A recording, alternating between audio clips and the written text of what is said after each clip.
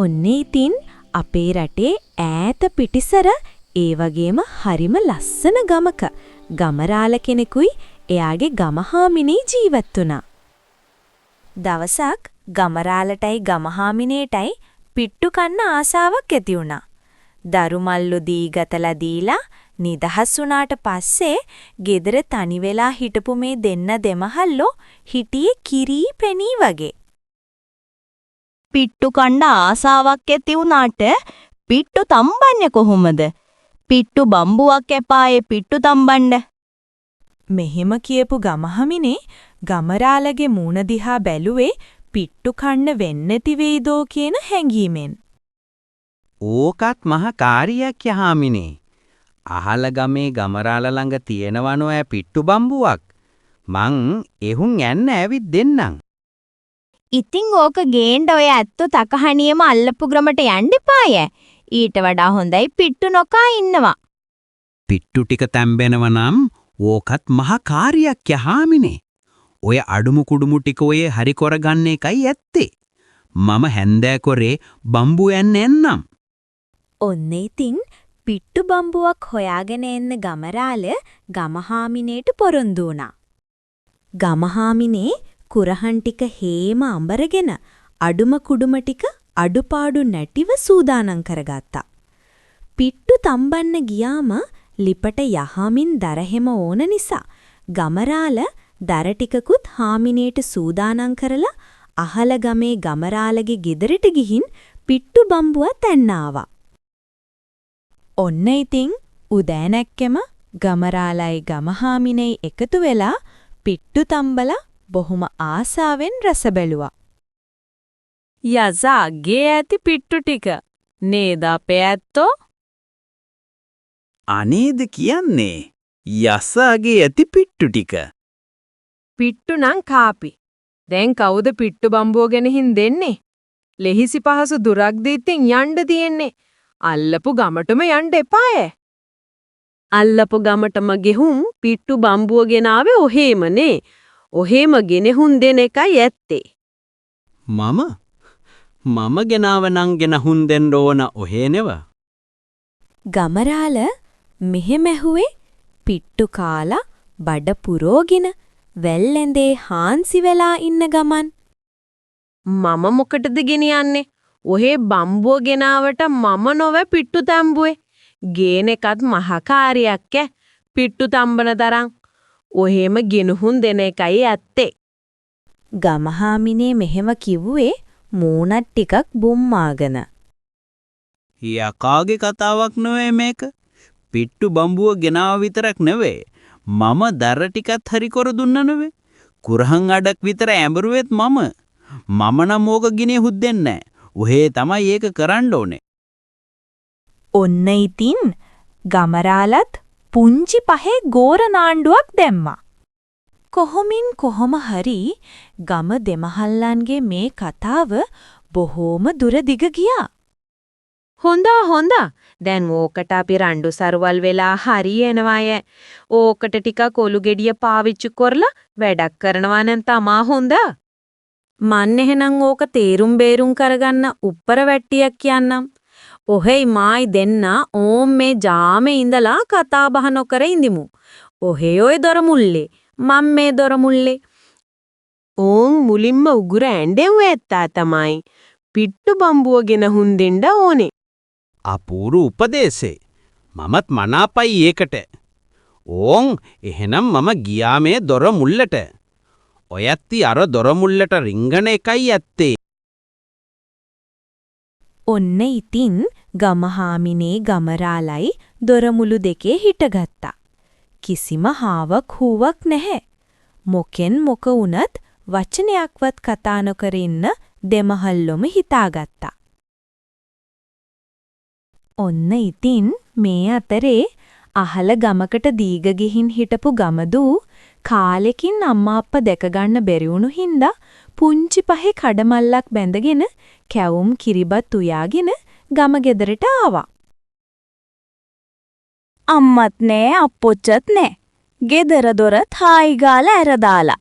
කිසිම හාවක් හුවක් නෑ.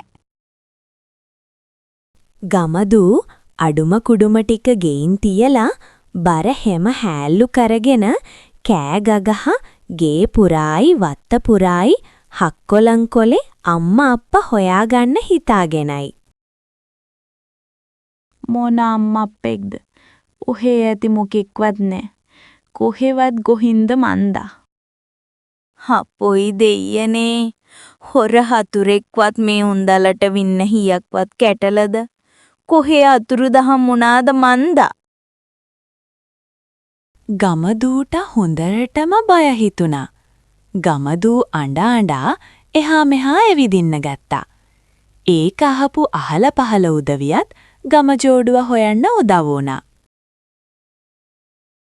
ඔය අතරේ තමයි ගමේ රෙදි නැන්දගේ දුවට දොර මුල්ලේ ඉන්න ගමහාමිනේ මුලිච්චි උනේ. උන්දෑ එතනින් අතර නොවි අනික් දොර මුල්ලටත් එබිකම් කරලා බැලුවා. මොකා මොනා කිව්වත් මම නම් වචනයක්වත් කතා කරන්නේ. මට බෑ පිට්ටු බම්බුව ගෙනුන් දෙන්න. වස්ස විලි ලැජ්ජාවයි.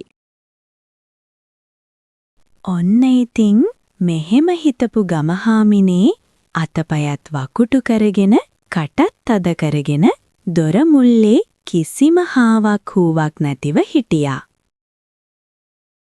ගම මහගේ හදන්නේ මට කියලා පිට්ටු බම්බුව පිටත් කරවන්න. මම කොරෙයි එහෙනම්. ඔය අම්මණ්ඩි දොඩනකම් මම නොවේයි මීග් ගාලවත් සද්ද කරන්නේ. ගමහාමිනේට නොදෙවෙනි ගමරාලත් ඒ විදිහටම අතපයත් වකුටු කරගෙන කටත් තද කරගෙන දොර මුල්ලේ කිසිම හාවක් හූවක් නැතිව හිටියා.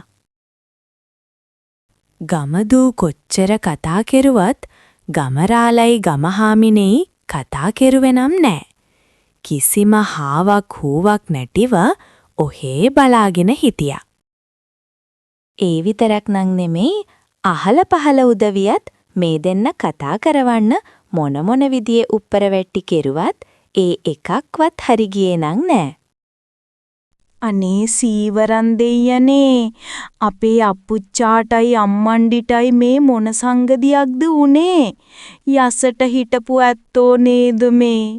මම් පහුගිය පෝය දොහෙත් ගෙන කැවුම් පෙට්ටියත් කොටා බාලා හරි අගේ කියපු උන්දලා නෙමේ. හොඳට හිටපු අම්මයි අප්පොච්චයි දෙන්නම කිසිම හාවක් හූවක් නැතිව ඉන්නව දකිද්දි ගමදූට ඒ දුක තරහා ගන්න බැරි වුණා. අඬලා දොඩලා මක්කොරණ්ඩද? මේක භූත දෝෂයක්. ලේසිපාසු භූතයෙක් නෙවෙයි මුන්දලාට වැහිලා තින්නේ.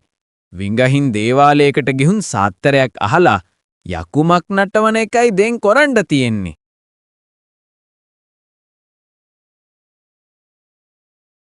අනේද කියන්නේ ආණ්ඩලා දොණ්ඩලා දැම්මක් කරන්නද? මේක භූත දෝෂයක්ම තමා. විගහින් යහා ගමේ දේවාලට ගිහුම් සාත්තරයක් අහා යකුමක් නටවන එක තමයි කරන්න තියෙන්නේ. තමන්ගේ දුක කියා අඩන්න ගත්තා. ඒ අයත් ගමදූගේ හිත හදන්න නොඑක් කටා කිව්වා. ගමේ හුඟ දෙනෙක් ගමරාලයි ගමහාමිනේ දිහා බලලා විස්සෝප වුණා. ඔන්න ඉතින් කොහොම හරි අන්තිමේදී ගමජෝඩුවට වැහිලා ඉන්න භූතයා එලවන්න යකුමක් නටවන්න තීරණය කළා. එහා ගමේ කට්ටඩිරාලා ඇවිත් මල් බුලත්තටුව හතලා මතුරන්න පටන් ගත්තා.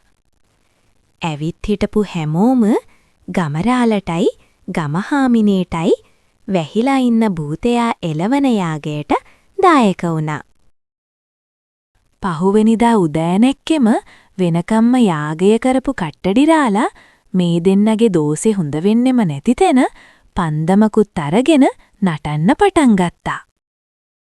කේන්ති ගිහින් හිටපු කට්ටඩිරාලත් වැහිලා ඉන්න යකා එලවලම දාන්න හිතාගෙන යකාටත් බැන නටනටාම ගිහින් පන්දමෙන් පාරක් ගමරාලට ගැහුවා.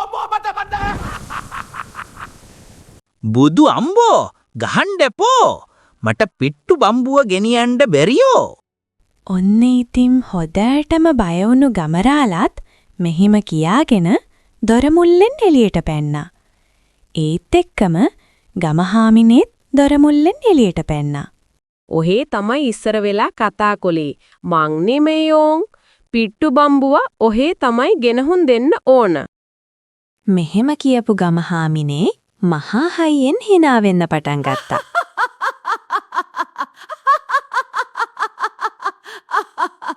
ඔන්න ඉතින් අන්තිමේදී දෙන්න දෙමුල්ලට වෙලා ගොළු වෙලා හාවක් හුවක් නැතිව හිටියේ ඇයිද කියන රහස එතකොට තමයි ඔන් කාටත් සහසුද්දෙන්ම හෙළිදර වුනේ.